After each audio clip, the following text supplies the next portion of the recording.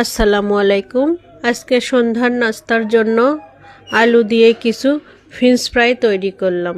আলুগুলো প্রথমে ভালোভাবে ছিলে নিয়ে এগুলো এভাবে কেটে নিয়ে হালকা পরিমাণ ভাপ দিয়ে রেখেছি।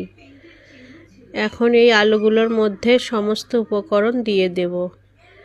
এর মধ্যে দেওয়া আছে চালের গুঁড়া, বেসন, মরিচের গুঁড়া, লবণ, হলুদ দিয়ে এর সঙ্গে কিছু ডিম দিয়ে ভালোভাবে মেখে নেব।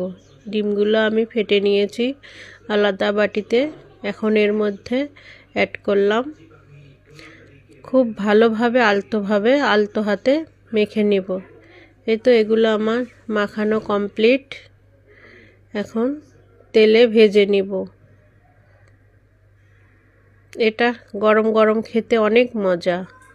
ভাজা আমার কমপ্লিট। কিছু ভাজা হচ্ছে, সবার জন্য তৈরি করতেছি অনেকগুলা।